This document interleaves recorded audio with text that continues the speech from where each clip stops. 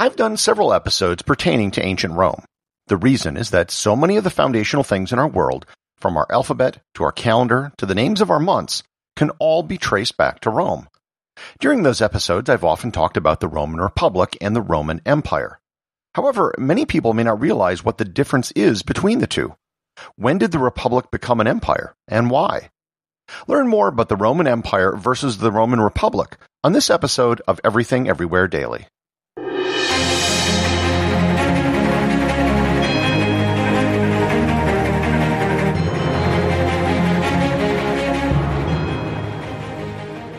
This episode is sponsored by Audible.com. My audiobook recommendation today is SPQR, A History of Ancient Rome by Mary Beard. SPQR is, quite simply, one of the best books about the history of ancient Rome by one of the world's greatest Roman historians. Opening the audiobook in 63 BCE, with the famous clash between the populist aristocrat Catiline and Cicero, the renowned politician and orator, Beard animates this terrorist conspiracy, which was aimed at the very heart of the Republic, demonstrating how this singular event would presage the struggle between democracy and autocracy that would come to define much of Rome's subsequent history. You can get a free 1-month trial to Audible and 2 free audiobooks by going to audibletrial.com/everythingeverywhere or by clicking on the link in the show notes. To understand the Roman Republic versus the Roman Empire, we have to take a step back even further to the Roman Kingdom. The Kingdom of Rome doesn't get as much attention as the other phases of Roman history because when it was a kingdom, it was little more than a city. It was just one of many such kingdoms dotting the map on the Italian peninsula. According to legend, the first king of Rome was Romulus. He and his twin brother Remus were, again, according to legend, raised by a she-wolf. They later fought each other on where to found a city. Romulus wanted to build it on the Palatine Hill, whereas Remus wanted to build it on the Aventine Hill.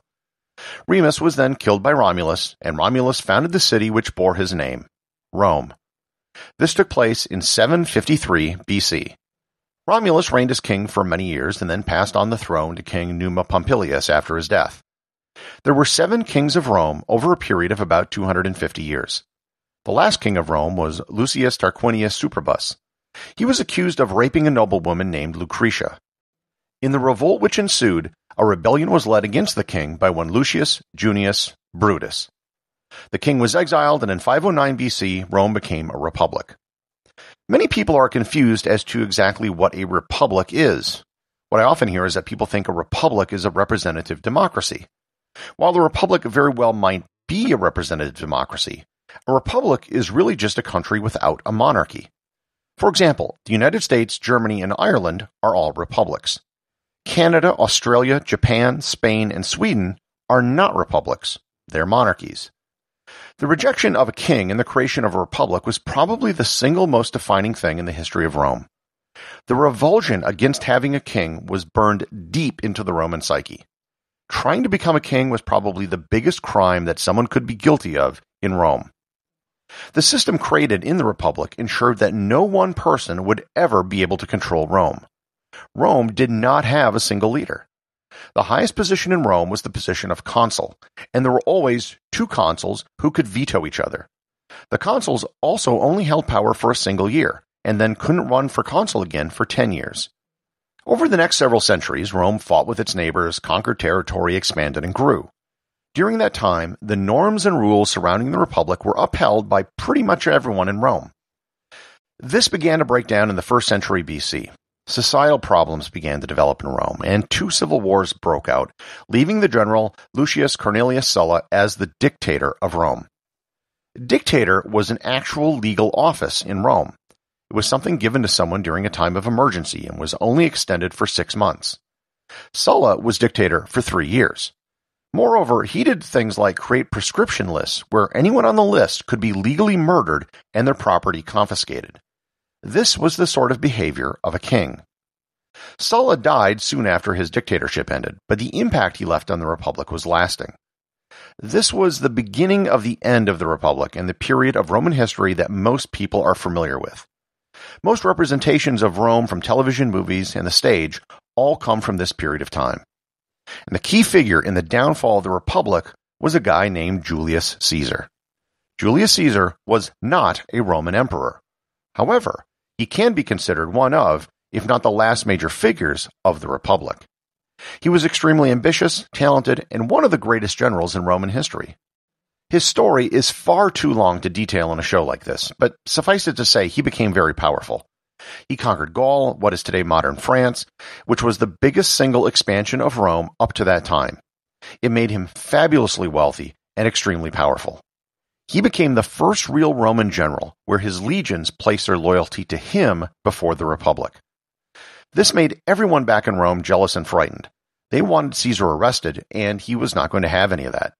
He took a legion and did something you just weren't supposed to do. He marched on Rome. This is where we get many of the phrases that are still with us today, such as crossing the Rubicon and the die is cast. This resulted in another civil war, a war which Caesar won. As with Sulla, Caesar was named dictator. Unlike Sulla, Caesar was named dictator for life. You might be wondering, as did a lot of people in Rome, what's the difference between a dictator for life and a king? Caesar was given tons of titles and rights. He was allowed to wear a purple toga, which was the color of royalty. He was allowed to wear a laurel on his head, which is really similar to a crown. He had a golden chair installed in the Senate. Not a throne, mind you, just a golden chair. He basically did everything that a king could do up to the point of wearing a crown and calling himself king. He was a king in all but name. All of this led to a group of senators to say enough is enough, and they assassinated Caesar to restore the Republic. This assassination was led by another Brutus, a descendant of the Brutus who removed the king almost 500 years earlier. This led to yet another civil war between the senatorial forces behind the assassination and the Caesarian forces led by his right-hand man Marcus Antonius, aka Mark Antony, and his grandnephew that he posthumously adopted in his will, Octavian. The Caesarians won that civil war and then started yet another civil war, this time between Octavian and Mark Antony, which was won by Octavian. This left Octavian as the last man standing in Rome, and he's considered to be the first Roman emperor.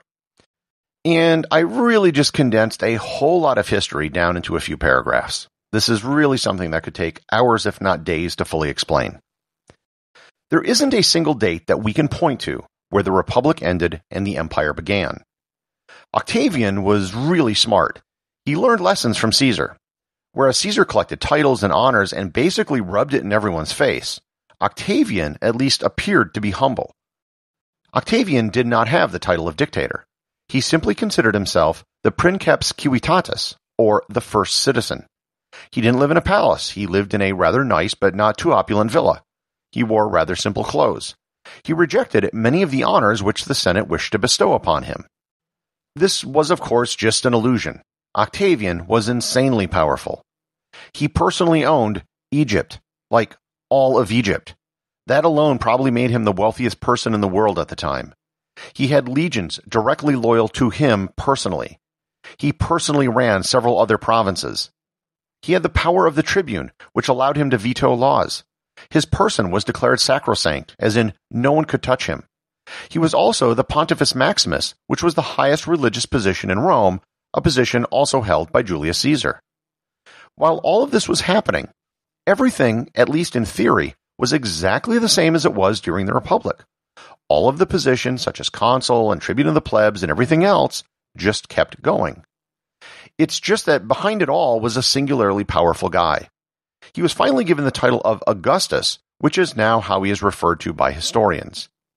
Most people had no problem with this arrangement. Rome had been rocked by almost a century of civil war, and now, finally, there was peace. If it happened to be peace under one person, well, so be it. The term imperator was a title given to military commanders, and their authority was called imperium. This is where our word emperor comes from. By the end of his reign, the full name that he went by was Imperator Caesar Divi Filius Augustus. Imperator came from the title given to military commanders. Caesar came from his adoption by Julius Caesar. Divi Filius meant son of a god because Julius Caesar was deified, and Augustus was the honorific given to him by the Senate. All of those terms would be used by his successors as titles later on.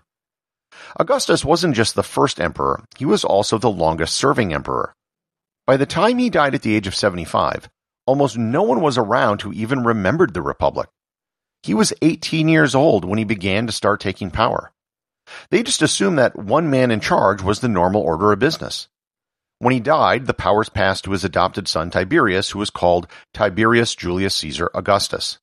There wasn't actually an office or position called emperor. Tiberius was given a package of powers that Augustus had, and these powers were passed along to future emperors by the Senate. For all practical purposes, they had absolute control. They could do whatever they wanted with no checks on their power whatsoever, and this led to some absolutely monstrous emperors. The imperial period can be divided into two different parts, the Principate and then the Dominate. The Principate was the first period where they at least kept up the appearances of the Republic. The Dominate comes from the Latin word dominus, which means lord or master. The Dominate began with the Emperor Domitian, and it was more despotic, and there were usually 2 or 4 co-emperors. Most historians will mark the start of the Roman Empire at the year 27 BC, when Octavian was granted the title of Augustus. The Republic can probably be considered to be dead at the year 48 BC with the Battle of Pharsalus. The 20 years in between is sort of a transition period. So, you can think of the Roman Republic as the period early on when Rome was quasi-democratic. Multiple people ruled based on laws and traditions, and there was a robust system of checks and balances. The Roman Empire was the later period where one person ruled, but they still had some of the trappings of republic. They're very different things and very distinct eras of history. The associate producer of Everything Everywhere Daily is Thor Thompson. If you'd like to support the show, please donate over at patreon.com. There is content only available to supporters, merchandise, and even opportunities for a show producer credit. If you know someone you think would enjoy the show, please share it with them. Also remember, if you leave a 5-star review, I'll read your review on the show.